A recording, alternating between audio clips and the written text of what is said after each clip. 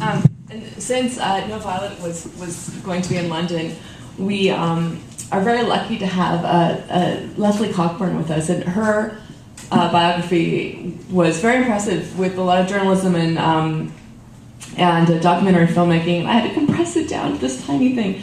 So here it is. Leslie Cockburn has a career in journalism spanning more than 3 decades. She won an Emmy and a Writers Guild Award, co-produced the feature film The Peacemaker, directed the feature documentary American Casino, wrote 3 books and co-authored 2 more on foreign affairs, and has written about Iraq for Vanity Fair along with her husband Andrew Cockburn. Her latest book, out this year, is the political thriller Baghdad Solitaire. So please join me in welcoming Leslie Cockburn. Okay, first thing, it's pronounced Coburn. Oh, I'm sorry. Scottish pronunciation. This is a book, it's set in Baghdad 6 months after the beginning of the occupation, 6 months after U.S. forces went into the country. The protagonist is a woman. She is a trauma surgeon. She's done a lot of work in war in Afghanistan. She's never been to Baghdad before. She's come because a close colleague of hers, who is a rather well-known aid worker, who she knows well from Afghanistan, has disappeared and is presumed kidnapped. She makes her way to the Green Zone to find out from U.S. officials who she's been introduced to what's happened to him, and they say to her, well, you're obviously misinformed because your friend is wanted for crimes against the coalition, which is treason. They tell her that he's been arming a militia. So she goes out into Baghdad after this experience, into the wilderness of mirrors of this wartime situation, not knowing what to do. So this is, and there's just been a bombing down the road where her friend was staying. There was a pungent smell of modern life on fire. Synthetic carpets, plastic lobby chairs, fake leather briefcases, and rubber tires from burning SUVs. The black funnel of smoke from the Tigris Hotel hung thickly over Baghdad. Lee stood by the razor wire, hailing Sadoun from across the traffic. He executed a U-turn at suicidal speed. She wondered what else the Republican Guard had trained him to do. The Tigris, Sadoun. She leapt into the car. The road is blocked. Just get as close as you can. I'll go on foot from there. She'd hoped that Plummer would have offered her security, lent a helicopter, opened his files. Instead, he'd stripped her of protection. Martin was a hunted man, a terrorist. Lee wondered whether any of it could be true. Her dislike for Plummer was tempered by his last words. He knew her parents. They'd all served in government a long time ago. Perhaps some residual loyalty to them had made him want to warn her not to be naive. Perhaps he thought she could be recruited to help persuade Martin to cut ties with whatever faction he'd fallen in with. Who else would want to touch this now?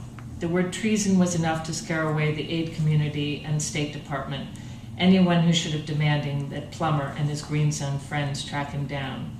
Her jet lag was coming back in waves, sabotaging her efforts to absorb the information she'd just heard. Her brain kept shutting down. This is as far as we can go. Sadoun had stopped at a roadblock where the barrel of a tank was trained on the car. Lee groped for her ID and forced herself into the street. The pavement was strewn with bits of metal and dollar bills. She saw a severed foot, still wearing a penny loafer. This is not a local foot, she thought. She was filled with dread at the possibility of finding some part of Martin, a hand or a piece of scalp, something that she would recognize. A palm tree in front of the hotel was hung with little clumps of red flesh like Christmas ornaments. One of the soldiers manning the barrier checked her ICS pass and waved her through. There were cameramen swarming through the wreckage. The man in the safari jacket from the Alim had planted himself between a camera and the mess in the street. Lee watched him comb his hair and check the shine on his nose in a compact mirror before dabbing on some powder. She picked her way through hot fenders and broken glass to the yawning hole that had been the Tigris Hotel lobby.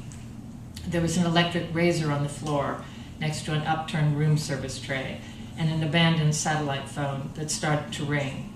She kept telling herself that Martin was not here. The reception desk was too hot to touch. Hotel guests who had lost pieces of clothing or were soaked in blood wandered through the scattered body parts looking for their glasses and wallets.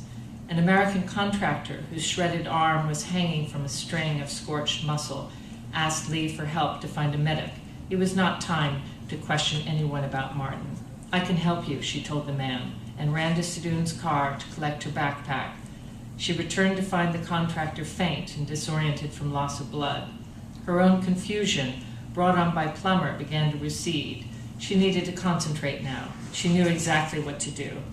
The contractor's axillary artery was gushing, and his hand had already gone white and hypoxic, starved of oxygen. "Try to relax," Lee told him. "You're going to need surgery, but I'm going to wrap you up a little bit to slow the hemorrhaging. I'm going to give you something to dull the pain. I shouldn't have come here." "Everything will be fine." "No, I shouldn't have. I needed money. Just sit quietly for a little while until we get you to the hospital." She gave the contractor a shot of morphine and clamped the artery. He would lose his arm. It was better than bleeding to death. "I never want to see this place again. They'll medevac you out." I'm going to go a little bit further in the book. This is, there's a woman who's an Iraqi artist, quite a well-known artist. She's shown in New York, and she lives in Baghdad.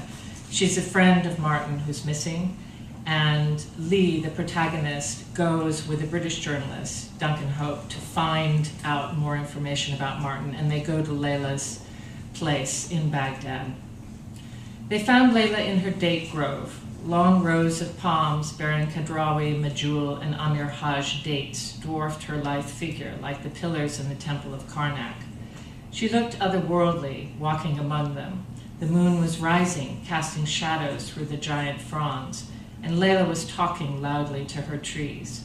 "Come on now. The termites won't kill you. Just think of them as annoying house guests. Ignore them." "Hello, Layla." "Oh my God, Lee, you startled me." "Sorry to interrupt. This is my friend Duncan Hope." "Yes, of course, a pleasure. I was just giving them a little encouragement. The bloody termites the British brought with them when they imported the railroad ties from India are a plague in my garden." "They're eating the shrine in Karbala," Lee smiled. "Well, we know these termites are not Shiites then." "At least your palm trees haven't been bombed." Duncan looked on the bright side. "Not yet. Touch wood. Soldiers are bulldozing date palms all over Iraq, just in case they're sanctuaries for the resistance. Pretty soon Iraq will be naked. Would you like a gin and pomegranate juice?" "That sounds deliciously sinful." Duncan walked beside her. "Your sister is the archaeologist." "That's right. I know your mother, Duncan. She came to stay with us in Beirut. She has a dig somewhere in Syria. Isn't that right?" "Yes, near Aleppo. The juice is fresh from the garden. Thank God I have all this, because it's getting bloody hard to get what I want from the market. I'm growing all my own vegetables and lettuce." Duncan and Lee followed Layla in the moonlight along a path to a low stone house washed in color like one of her terracotta pots.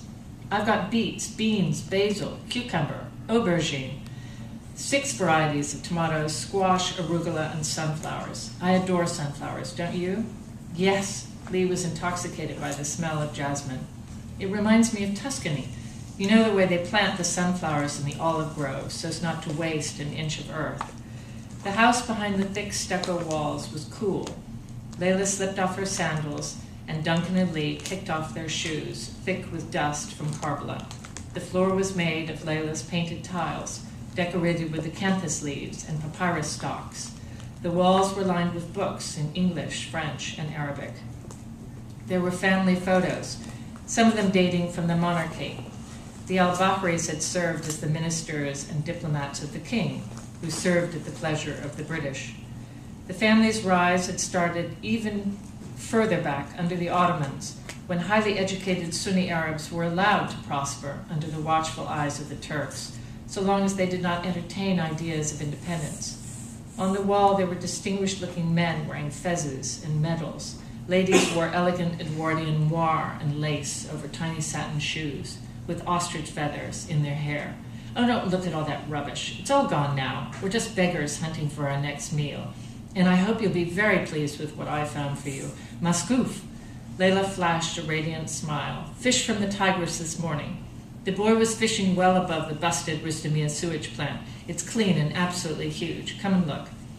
They followed her into the kitchen, which looked like it belonged in a museum.